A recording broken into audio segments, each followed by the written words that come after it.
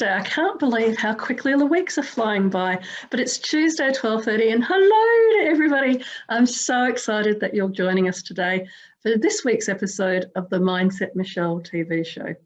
And today's extra special guest is the lovely Ortal Green. Hello, Ortal. Hi, Michelle, and hi, everyone. Thank you so much for having me on your wonderful show. I'm really excited to be here today. And we're excited to have you here, Ortal. Now, Ortal not only has an interesting and wonderful name, but she's got all sorts of interesting and wonderful stories that she's going to share with us today as we talk about her and her journey from being a computer scientist to being a mum to having a husband to all of the different things that have happened in the journey of her incredible life to this point today where she's now going to share with us about design thinking and her company, Glittering Minds. So welcome, Ortal. Share with us a little bit more about yourself. Yeah, sure. So as you mentioned, I actually started my career as a computer scientist. I studied computer science and started to work for IBM Research Lab, working at the forefront of technology and working on the next thing that's going to happen. And it was really exciting and interesting for me. So for quite a few years, I was working solely within the technology space and found it really interesting. And then I gave birth to my first son, and then my second and my third. I have three lovely boys. And in parallel to raising my boys, two very interesting things happened. So one of them is I started to feel that working in the technology space and being focused on technology is not enough for me anymore. I felt that something is missing, like a sense of purpose. And I thought to myself, well, I'm not giving enough to society. How am I contributing to the broader community? So I felt that I need to search for something more meaningful. And in that journey of searching of what it is, how I can contribute to society, I started to develop my knowledge on creative thinking and how you develop creative thinking and what it is. And I learned about design thinking, and which I should mention at high level what it is, because maybe not everyone is aware of design thinking. So at a high level, design thinking is a combination of approaches, mindsets, methodology, and tools that enables you to reach innovative solutions to problems with the people who face the problem. So you co-designing solutions with the people to bring them a solution that brings them value and actually a solution they desire. So I fell in love with design thinking because it encapsulated everything that I love and enjoy doing: the creative thinking, the critical thinking, the problem solving, engaging with people, collaboration, and really helping people by solving problems. And while I was busy on that side of my journey, I also took a lot of interest in my son's education, because I wanted to do what they're doing at school, like any other parents, I guess. I was very interested to understand what they're doing there. So apart from asking them questions and looking at the homework they bring home, and I volunteered a lot at their schools. So I spent quite a lot of time in their classrooms, and I went on an excursion with them. And what was emerging for me, what was starting to get quite clear, is that there is a gap within our education system in terms of what they teach children and how they operate, and where they need to be. I felt that they're not really preparing them for the world we have today, because the world has changed so much, and the skills required today for success, the skills and mindset that children need today, are quite different than what they needed 50 years ago. And I felt that there is a gap in the education system, that my children are not developing at school the life skills and mindset they need for success, like creative thinking, collaboration, empathy, resilience, problem solving. And then I thought I probably should combine these two interesting things I'm kind of discovering now, design thinking and children. I thought, what if I teach children design thinking as a way to develop their important life skills. And I was so curious to try it out that I created a workshop, a 2-hour workshop for children, primary age children, and I ran it at different holiday programs. And immediately I could see that the children really loved it, because it has everything they enjoy doing. It's the creative thinking, it's bringing their own ideas. And I still remember in one of the workshops when I encouraged them to have no limitation on to their ideas, just come up even with the most craziest idea they can come up with. One of the children said, "Really? Can I really come up with whatever idea I want to?"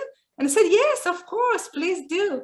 So they were really excited. What an interesting journey it's been for you, Ortal. You know, the journey from the computer science all the way through to setting up this program for children and running it, and in a sense understanding that the same ways that you were learning how to think as a computer scientist to solve problems was some of those key elements that you needed to think about in terms of your mindset, and then identifying that that was a gap within the education system for your children and for them developing your mindsets.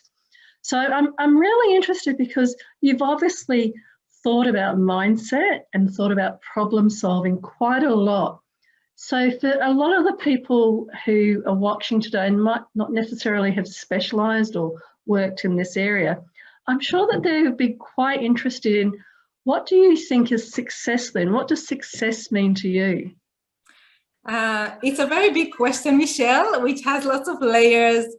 And I guess you can always zoom in and out, because you can look at it with a smaller lens, with a closer lens at specific things in your life. And you can also look at the big picture.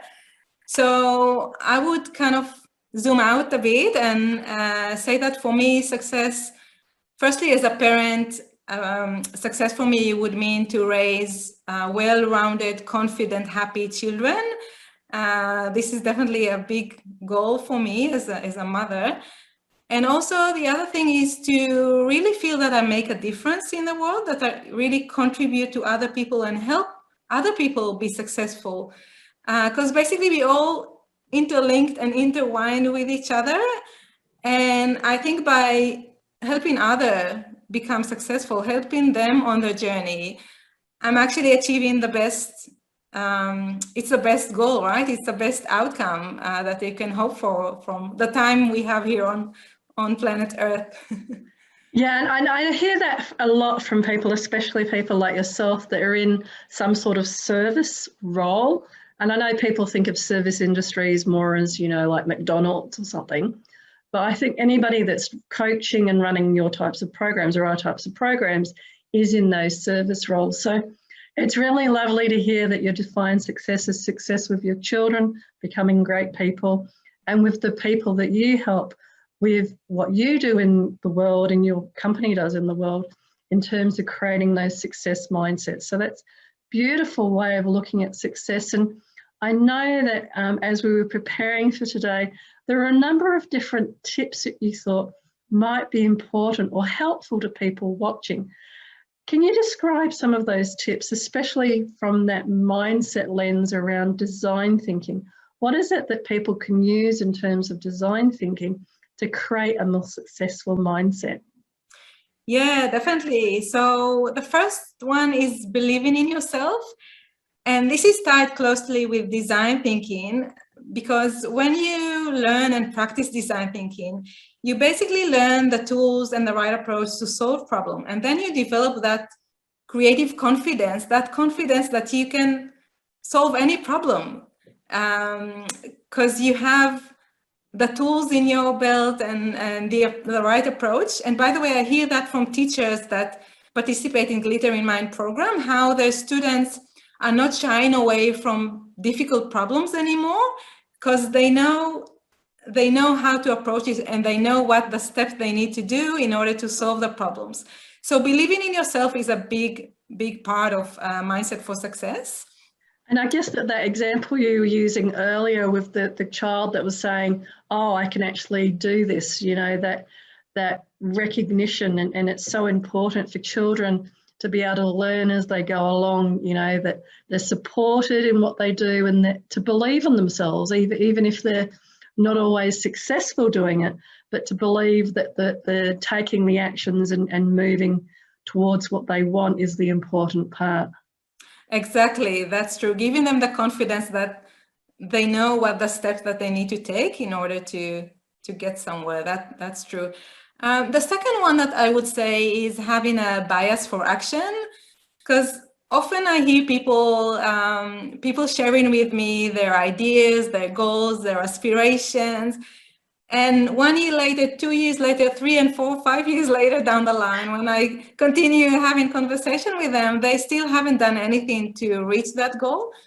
So it's great to have ideas and goals and aspiration, but if you're not taking the steps to get there, it will stay as a dream. So having a bias for action and taking actions all the time is very important for a successful mindset and to reach success, whatever success means for you.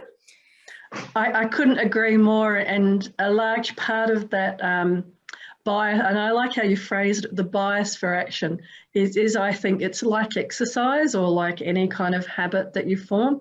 You need to build it into your everyday life and build in, you know, that bias for taking action as something that if you don't have it as a call to action or a deadline, then all too often, as you and I both know, with all of the unpublished authors out there that want to write a book but haven't written a book, that want to do an activity but haven't done the activities. One of the ways to train yourself to keep doing those activities is to actually set it up as an everyday habit. Exactly, yeah, that is spot on, Michelle. And the third one I want to talk about is embracing failure. You know, failure has a negative connotation, and I feel many people still see it as something that they need to avoid, or as something that they may be ashamed of and don't want to share if they experience failure. But failure is part of our journey. This is what brings us to success. This is kind of the precursor to success. Because failure, it's the best teacher, basically. I mean, when we fail, if we stop and really take a good look at it and think about it, reflect on it, we can learn so much from our failures, and then we can learn what we actually need to do in order to reach success. So I see failure as an integral part of the journey and an important one. So I hope, so as part of developing a mindset for success, there is a need to shift how we perceive failure from a bad thing to something that actually helps us achieve success. It's actually an interesting question, isn't it? This whole concept around it's still not okay for many people to fail or to not succeed the first time, the second time at what they're wanting to do, especially given that this is the week where Richard Branson has now gone up into space for the first time, you know, the first billionaire to have his own private flight, essentially. But that took 17 years, and I'm sure it took a lot of failure over those 17 years. But isn't it interesting that we, even though we have, and we've always had these types of examples of people failing quite a lot before they've actually achieved their goals and their dreams, but within society, it's still such a no-no to fail and to not succeed at everything. And social media and the digital world has made it even worse to kind of celebrate, you know, any failure. You know, I went for a job but didn't get it, maybe from some of my clients share with me, but they wouldn't share that on, you know, social media. But if they were to share that, then other people would share it and normalize that whole area of, you know, like Richard Branson, it might take 17 times going for a job, but then they get their dream job that 17th time.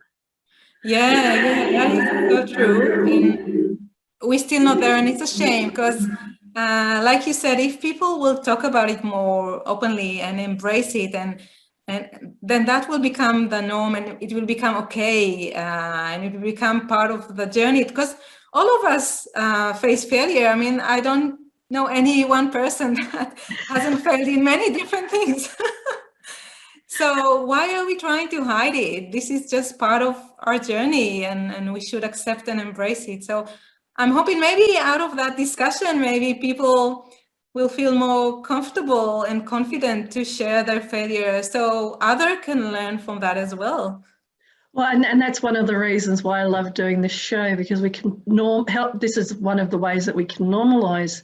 You know, it took Richard Branson 17 years.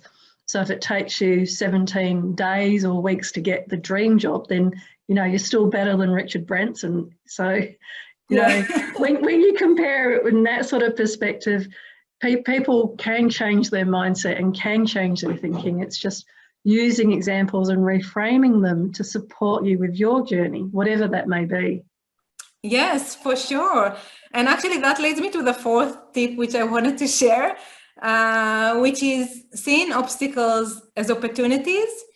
Because often, or sometimes people, when they have obstacles, especially if they're big ones, so firstly, the immediate response is feeling like a victim. Why is this happening to me? And everything is ruined and so on. But actually, when we choose, because it's a choice, when we choose to look at an obstacle as an opportunity, then we can apply creative thinking and find new ways to go about what we want to achieve, and maybe even better ways that we haven't thought about before because we were already on a particular path. So we never stopped to think whether there are better ways to go about it. And for me, like I mentioned to you before, with COVID last year, with a harsh and long lockdown we had here in Victoria, then that happened when my program gathered momentums at schools, and I was, supposed to meet the Minister of Education, and everything was going wonderfully. And then everything was shut down. And, instead of saying, oh my God, that's it, my vision is gone, my dream is gone, I stopped and thought, okay, I have this huge obstacle. Now, how can I find opportunities and new ways to go about my vision with this big obstacle when schools are closed, when COVID is going on, and I don't know how long it's gonna last? And so I actually changed the delivery model of my program to an online one, to one that actually opened a lot of opportunities for me, because now I can reach any school across the world that has internet access, which wasn't the case before. So it's actually, this obstacle propelled me for new heights, which I haven't imagined before COVID. And that's so true. I completely agree. Everybody, not just in Australia, but many people across the world went into a lot of fear of, and understandably so, when COVID came along. But out of that fear came a lot of gems and areas that people hadn't really thought of before. So even in your example, you went from looking at, well, Melbourne and Melbourne schools are my market, to now, after COVID, the globe, the world is your market. And so it would, if you would actually take yourself away from COVID and all the terrible things that have happened with that, and to again being given the opportunity, you have 3 months of discomfort versus changing your mindset to the world is your oyster rather than Melbourne is your only opportunity. Many people would go, well, okay, a little bit of uncomfortableness, and some people have quite difficult times, but it is looking for, well, what opportunities are coming out of that for you, and from having to think. And I love how you describe, how can I overcome this obstacle? What is it that I can do to hold on to your vision and keep going for it, even with this obstacle in front of you? Yeah, exactly. And I think that's basically what helps people. That's what, if they shift their thinking, and we spoke about it before, once you shift your thinking, that basically creates that successful mindset. And maybe for some people, it's not always that easy to shift their thinking, because, often we're people of habits, right? As humans, we love our habits and we have an habitual way of thinking as well. But if you put enough effort, you can actually change the way of thinking and create for yourself a mindset for success, which is so powerful. Exactly. And that's where I like to describe it to people as train tracks. So imagine you've got this train track, and your brain with all the neurons and everything goes down that train track. And what you want to be doing is, if those thoughts, behaviours, habits, patterns come up, is you actually want to do what they call a pattern interrupt and go, okay, instead of going into the I can't, there's COVID, there's this, there's that, there's whatever else it may be as a challenge, you go, well, okay, like Richard Branson, he took 17 years, and whoever else I want to use as an example, they eventually achieved what they wanted to do, but they didn't stay on that same train track, or in this case, a spaceship going out into space. They actually adapted, which is what design thinking helps you to do. It goes, well, okay, this is the problem at this moment in time. Think and change, think and change, think and change. And that's what programs like mine and what I encourage everybody to do, which is to keep finding things that work for them, to help them to, like Richard Branson, go, okay, this isn't going to work to get me to space, so I'll do this, I'll do this, I'll do this, and to keep changing how they look at things so that they can then identify ways that help them to overcome, or you to overcome, your own obstacles in life, whatever they may be. Yeah, because you start with one problem, but like you said, as you go along your journey, you find that every so often you'll need to reframe the problem. So you need to look at it differently. And because things change around us all the time. So we have to keep reframing and change our perspective and how we look at the problem in order to keep going and find the right way. And also the information that you have when you start at this point is completely different to the information you have here. So if you stay on that same path, you're still trying to solve that problem back here.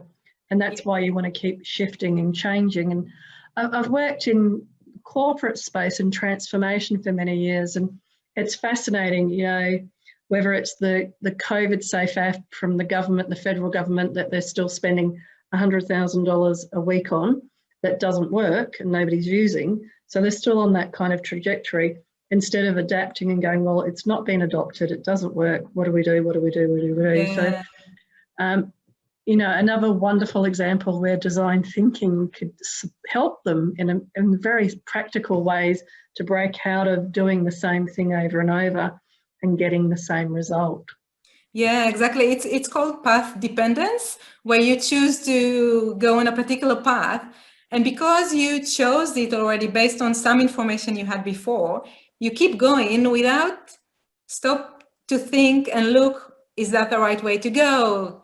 Does it really help me achieve what I wanted to achieve? So often people continue to go on a specific path because they started going on that path, although it's not useful anymore, it's not beneficial anymore, and there is a better path for them to take. So yeah, you're right. There is a need to keep reflecting and thinking and observing and seeing whether the path you're on is the right one, or is it time to change your path. And some of the research that I've seen coming out around going back to work post-COVID and all of the other different elements about working from home or working in the office, one of the interesting things there is around having to redefine what does work mean, and what does work mean in terms of location-centric. So we're all from generations where location-centric means you go into an office and you work with people in the office. But the gig economy and all of the other technology-based elements that are coming through now mean that work is very much redefined in different ways. So the whole 9 to 5 and all of that means very different things. And I think that having that, again, that mindset that, you know, everybody that comes into my office needs to sit at a desk and be there, and that's how we get results, compared to, okay, they're at home, they're at work, they're, you know, and solving those different problems of you still need to get that work done and have engaged and happy workforces. But how do you actually get there, given that most of the parameters are still designed around getting bums on seats in an office building? So all of that paradigm needs to shift.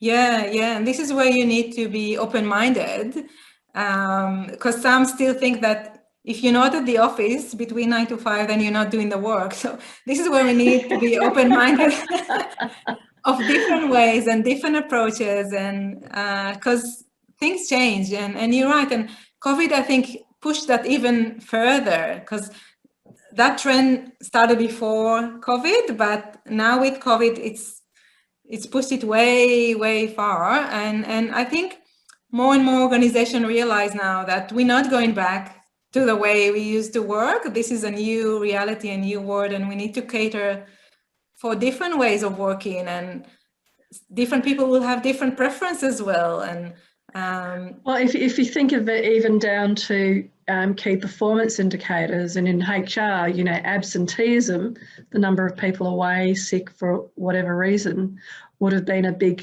indicator. And what if that indicator no longer works because they're actually absent from the office, but they're working, you know, 2 hours every 3 hours throughout the day, and then having breaks in between to take care of children or whatever it might be.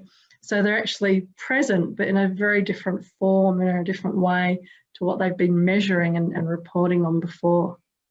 Yeah, for sure. Yeah, and yeah. So I can see that we're getting towards time, but I know that the audience, they love to ask me to ask this question around, if you were giving advice to your younger self, what sort of advice do you think you would give? Yeah, I would say to myself, just ignore all the naysayer, all the people who try to limit you. And sometimes it might not be easy to identify these people, because sometimes it not be a naysayer at your face. It might be someone that appears to be like they're looking after your best interest, and they're really looking after you and want to help you. But basically what they're saying, if you really listen carefully, is they're saying you can't do that. They put limitation around you.